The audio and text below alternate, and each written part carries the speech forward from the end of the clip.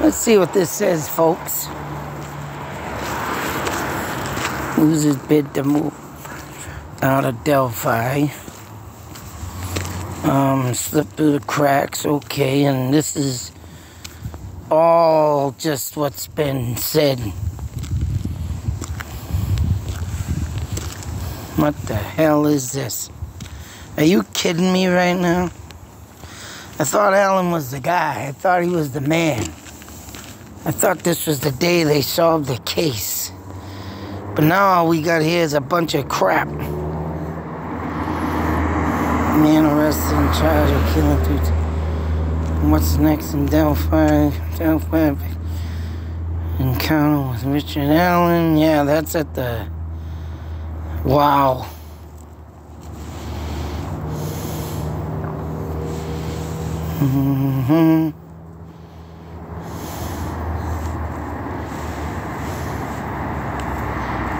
May have stage bodies and taken souvenir, huh? So once again, we're here with, wow, that's it, huh? That's it. Unbelievable. This was the guy. This was the friggin' man. Now all of a sudden, there's nothing. And this fat porker is coming back up, Mr. Anthony-SNOTS. Why would he be charged? I mean, he had contact with one of the girls. All right, we got that. But he said they didn't show up. And it's about to wonder why. As they call it, he got cock-blocked by another pervert, by another killer. But then again, Anthony-SNOTS, I believe, is just someone that likes to write. Watch stupid acts. Disgusting acts. I don't think he's got anything to do with a murder. Or being a murderer because he's too fat and slobbish. This Allen guy,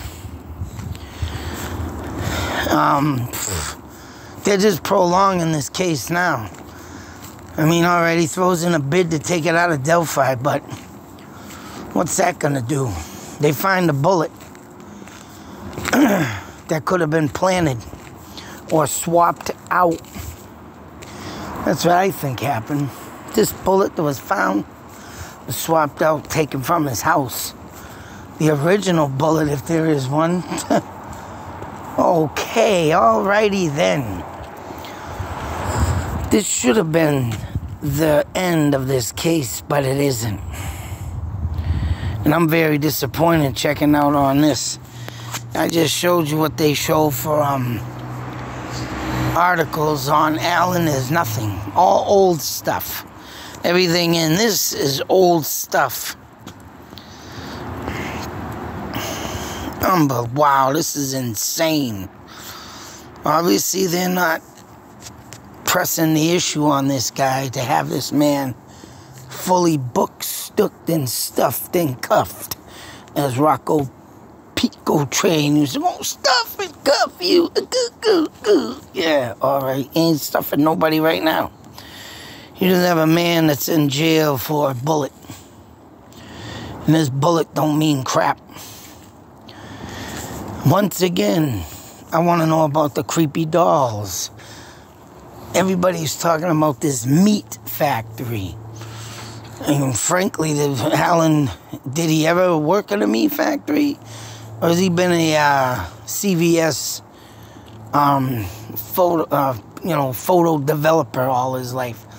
What has he done before all this? You know, there's so much stuff, and then you read down below about the staged scene, the creepy dolls, right? The photos of the crime scene, all blurred out. Why ain't these brought up in court? Why ain't they saying what this man did? What the... All right, someone had a gun. Someone had a scanner that day. Did they find the scanner? You know, there were so many accusations, so many thoughts, theories, ideas on this case that people have spent, right, how many years? 7, 5, 6, 7 whatever the case may be, year after year, and nothing. Absolutely nothing. And now all of a sudden they have a bullet lead to this guy, which could have rightfully been taken from his house and planted, or if there was a bullet, could have been swapped. But that don't give no actions on what this guy did to the girls. They're still not revealing nothing of the crime scene. It's just a big mess. I mean, there's so much stuff to go over. And what about that guy in the trunk of the car that someone took a license plate? The picture of the neighbor.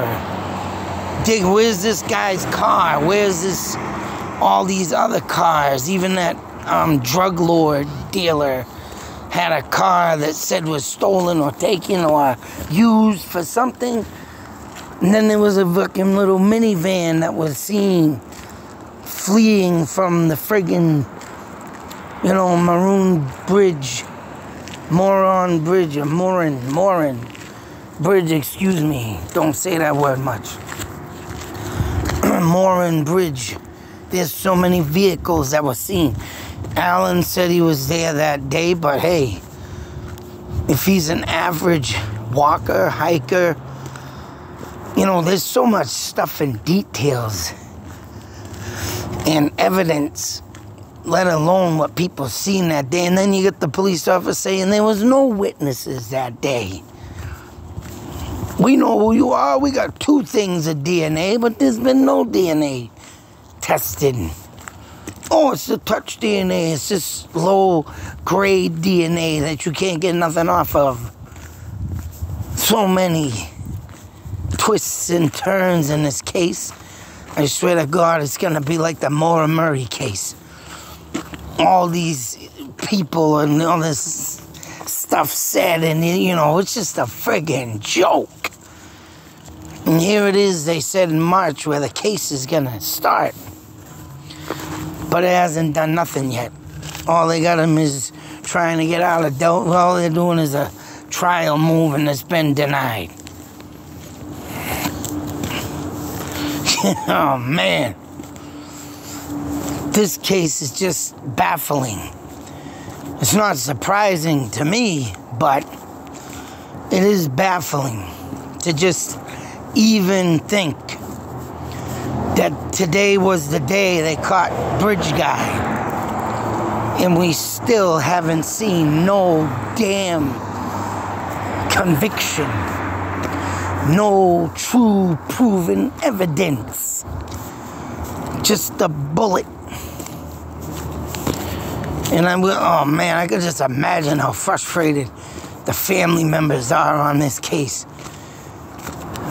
I mean, of course, you got an article down here. The grandmother tells their encounter of Alan, Richard Jackass, that he offered to give pictures. Well, what if I was a friggin',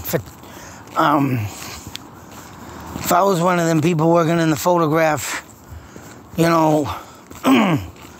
print shop, I'd do the same damn thing. Oh, this is you? Oh, I'm damn sorry for your loss. Take these pictures, no cost. I would have paid for them right then and there. Nobody deserves to lose, children like this. No one deserves to sit there and for 7 years or however long it's been, 5. It's going to be 7. The way this is going, it's going to be 5 years, 5 years. But I bet you it's going to be 7. And we're still going to be sitting here with our thumbs up our ass. Because there's nothing coming out to prove this man being Bridge Guy. I'm just mind blown away, though. I am. I'm just... Oh, man. No words can explain this case. No words can explain it. In some ways, I'm disgusted. I can't even imagine how these people feel 5 years later.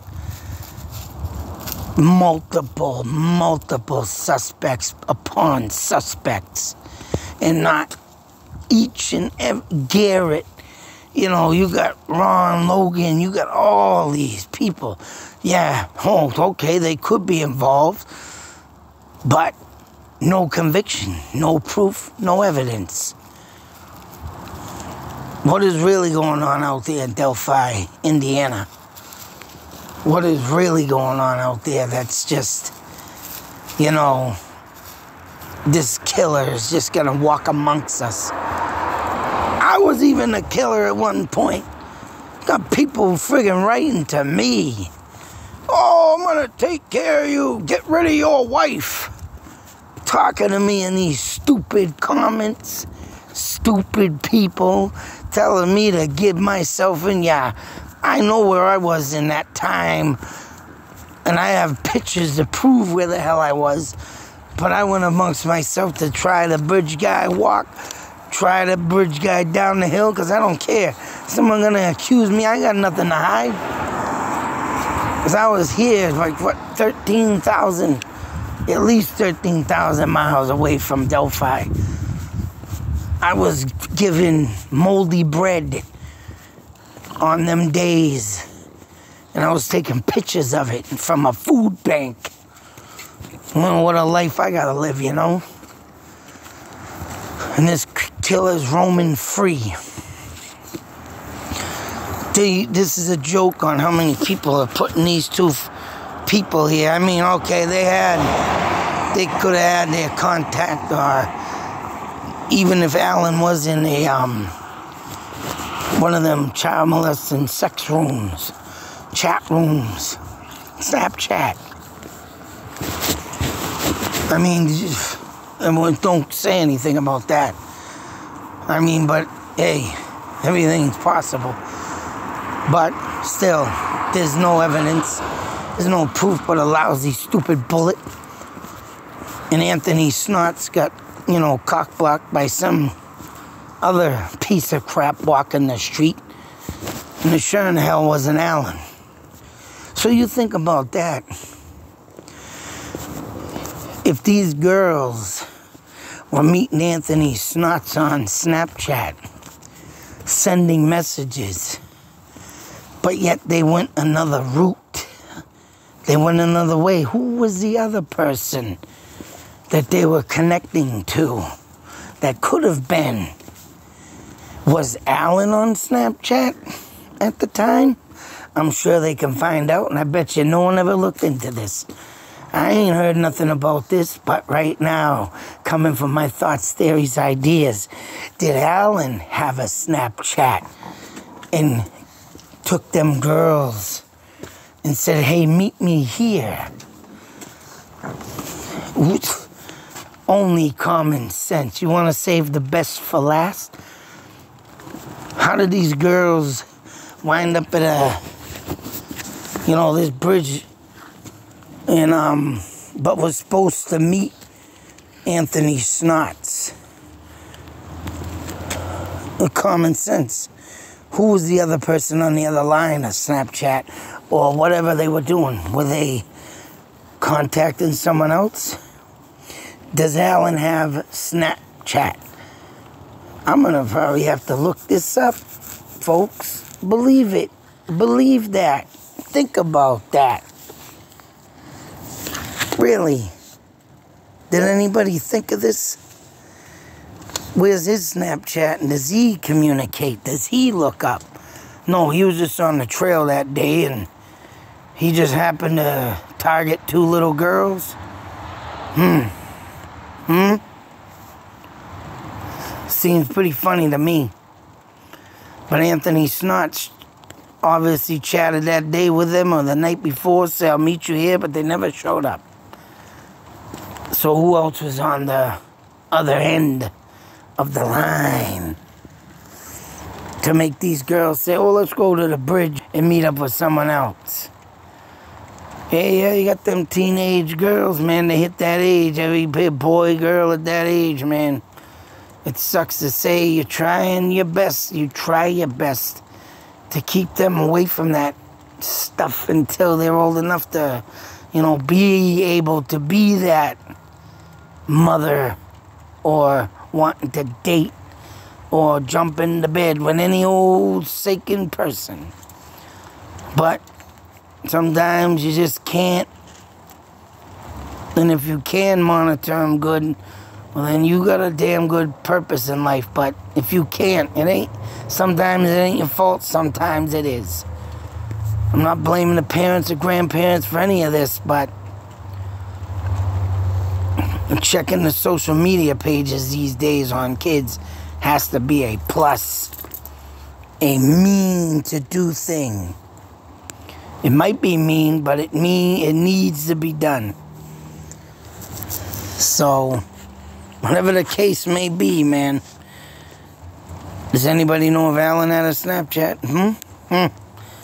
I don't believe this man is a killer, and I sure in the hell know for a fact that Anthony-SNOTS ain't either. Big fat old beast whale. But till the next video, folks, be safe, take care, always beware, because I know damn well after seeing this article here, bridge guy ain't caught. He's still roaming. I see you over there, BG. You big man, huh? I know you're still out there, you little perv. You little racketeer piece of crap. One day your boogeyman's gonna get you. Till the next video, people, be safe, take care. Ow.